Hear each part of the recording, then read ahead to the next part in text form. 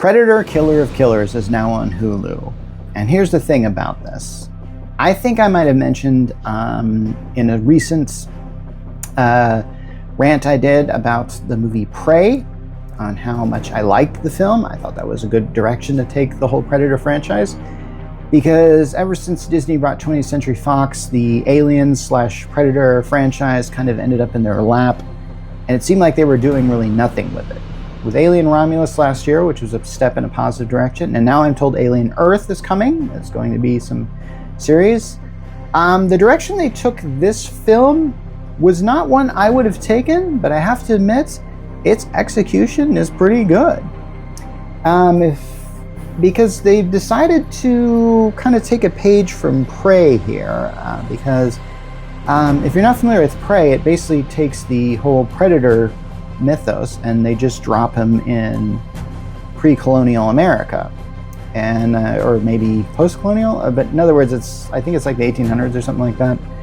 And so this indigenous girl becomes the hero of this story and has to stop this predator. Now, keep that in mind, because I'm actually going to mention this here in a little bit at the 9-minute mark. So Predator Killer of Killers is completely animated and has an animation style, I guess I could call it feels kind of Spider-Verse-y, but not quite. But it is pretty well done. I'm very impressed with what they can do with animation, as far as like making almost painted figures just come to life. Now, the setup for Killer of Killers is very interesting. I did not expect the film to go in this direction, and I didn't really know what to expect. I may have watched the trailer before that, but it's actually 3 stories, and then they blend it together at the end. Now that might be a bit of a spoiler, but I don't really think that's too much of revealing too much. And maybe it's a mistake for me to mention that, so sorry about that. If you want to, maybe I had more enjoyment because I didn't really know what this was going into. Okay, so the first story I think is called Shield or something like that, because I actually think they're told, oh yeah, I keep forgetting it's told like they do part 1, and I think, okay, never mind what the parts are called.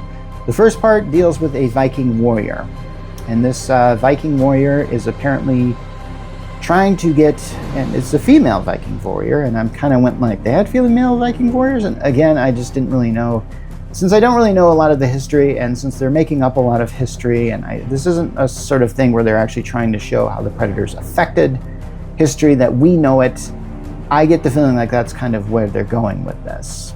So essentially, this Viking warrior goes to this, wants to seek revenge on those that killed her father. So she goes to this one town, essentially single-handedly busts through the doors and takes down almost everybody there.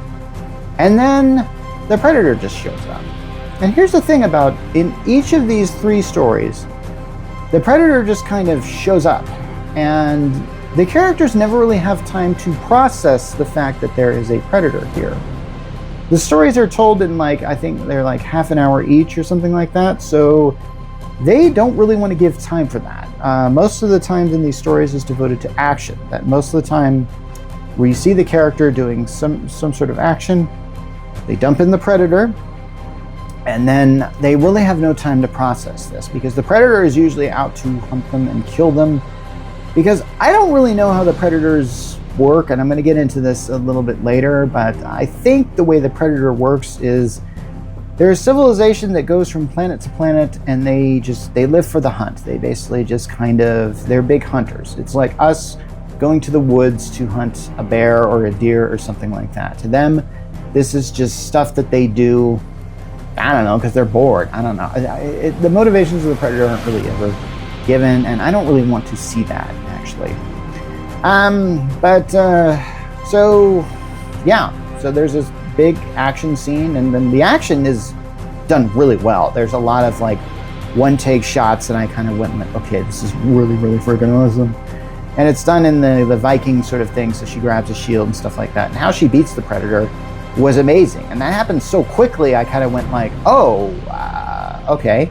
And then we move on to the next story, which takes place somewhere in ancient Japan. And then this one kind of has a weird setup where apparently this father has two sons and he wants the two sons to fight for whoever is supposed to get the throne, apparently. And there isn't a lot of words done with this, and there isn't a lot of dialogue in these stories, like in any of these stories, really. So it's kind of done with mostly action, which I actually like. I think that's it's well played to do that. So the sons are forced to fight each other, and then one of them gets beaten and then eventually runs away, and then eventually they show that son all grown up, trying to take revenge, and then the predator shows up, and then these sons have to learn to fight together, one of them being slain in the process. It's a good story, I have to admit, and it's done in that sort of style we see, or a lot of like martial arts films and stuff like that, because that's kind of it's almost its own genre, isn't it?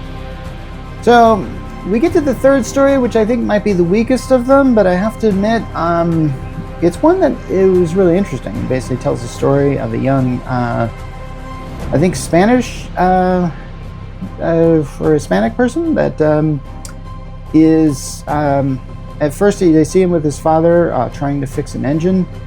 And they do that one scene that you see in a lot of films where a character listens to an engine and listens to a car and tries to figure out what the problem is, and then figures it out. I feel like that was taken from Speed Racer or something like that. This is important because eventually this kid grows up to be in World War II, and you see this kid like on a carrier fixing planes, and he's having trouble fixing the planes and stuff like that. But he really wants to be a pilot himself, but they of course won't allow him to, probably because of his race, honestly. I'm not really certain why they won't allow him to be a pilot. Probably because, well, maybe he's not so good at fixing planes, and apparently I really don't really know all this stuff that's going on here. But and I think there's this one pilot who's played by Michael Biehn, who I think was. I don't think he's been in a Predator movie before, but he's an actor who's been in Aliens and I think Terminator? Shoot. Okay, I'm gonna have to look up this actor now.